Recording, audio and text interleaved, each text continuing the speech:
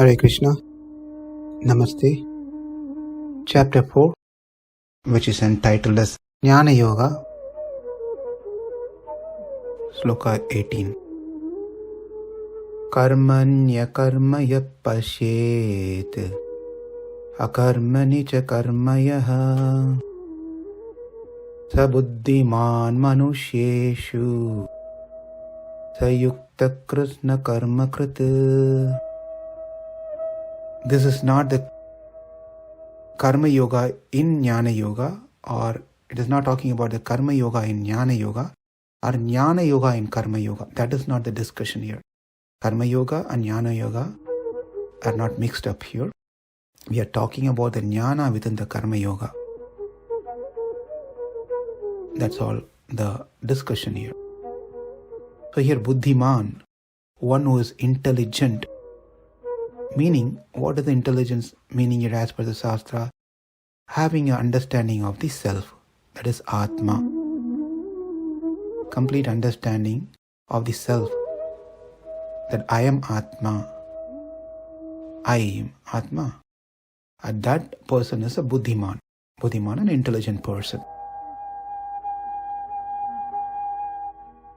Kṛtsna-karma-kṛt.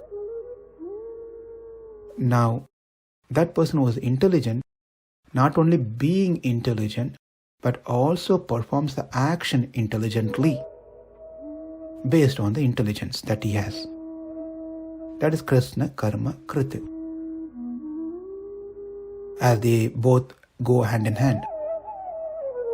So what does it mean that karma should be seen as jnana? Or jnana should be seen as karma?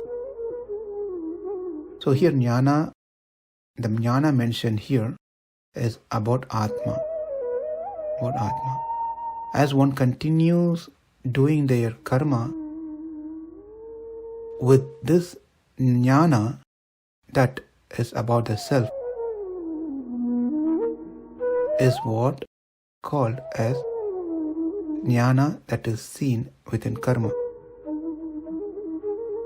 And a person, while he is in jnana, that I am Atma, in that jnana, when a person performs karma, then that means a person sees karma within jnana. So when Krishna says, see jnana within karma, that means having a clear understanding that jnana is certainly higher than karma. We should also be very clear with that here. If that jnana is not present, then doing karma becomes useless. And that jnana is, Atma is eternal, Atma is blissful in nature, Atma is full of knowledge, Atma doesn't have to go through any of pains and pleasure, or doesn't get influenced or shouldn't be affected by pains or pleasure. And on top of all these things, Atma is servant of the Supreme Lord. Atma is part and parcel of the Supreme Lord. And Atma need not be suffering here in this world, rather it has to attain moksha. These are the jnana that one should have while doing their karma.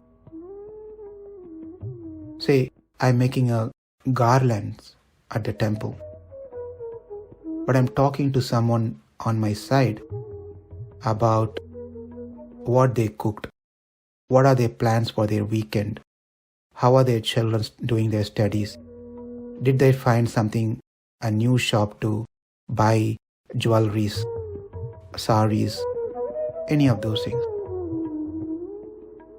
It is totally outside of the context. That's not the jnana that they should be having while making the garland, all while cooking at the temple. But holding to the phone and talking to someone else,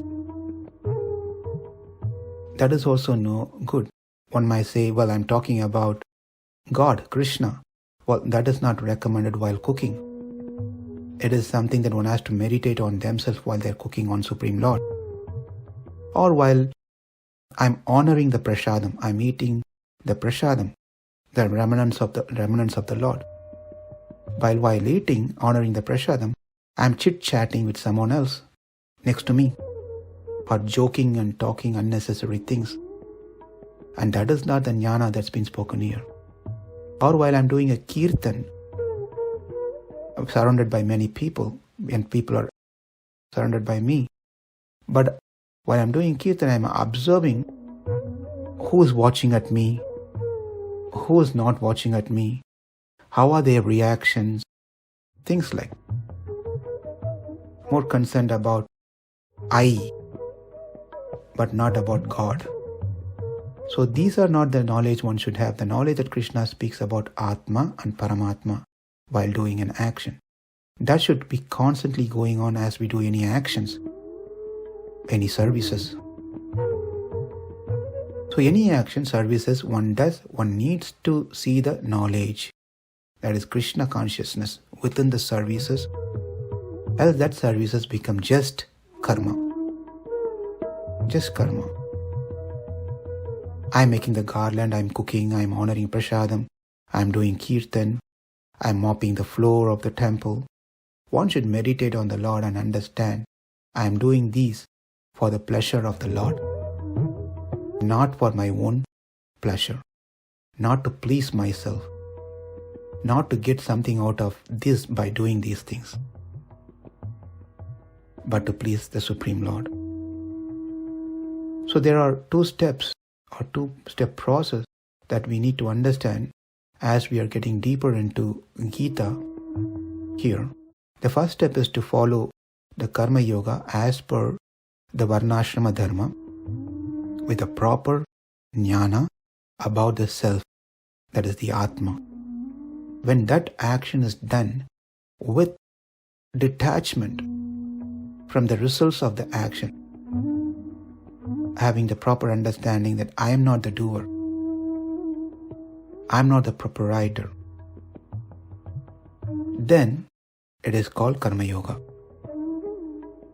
And the step 2, the next level, the step 2, is to follow the bhakti yoga with a proper jnana about the Supreme Lord.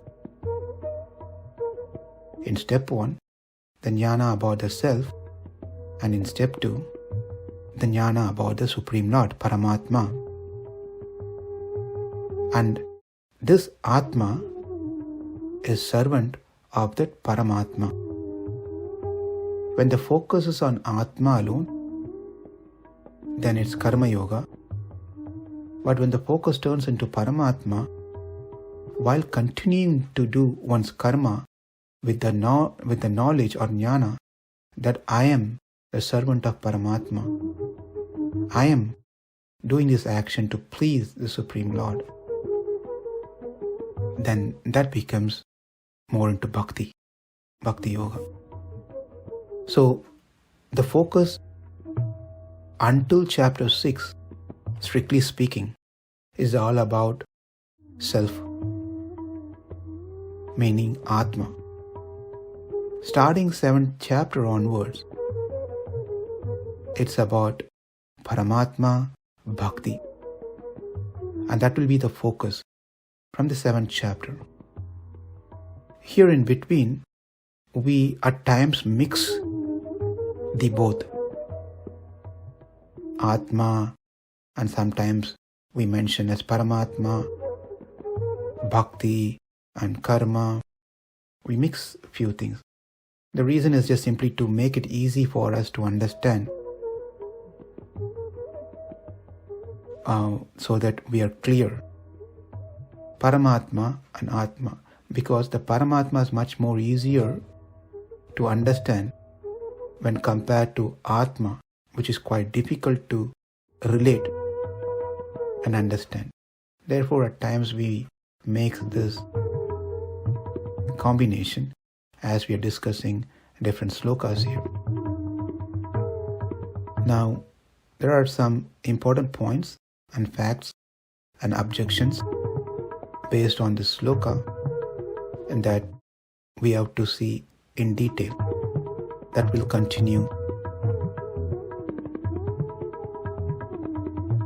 Karmaṇy paśyed, akarmaṇi karmayah. स buddhimān manuṣyeṣu स yuktaḥ kṛtsna-karma-kṛt. Namaste. Hare Krishna.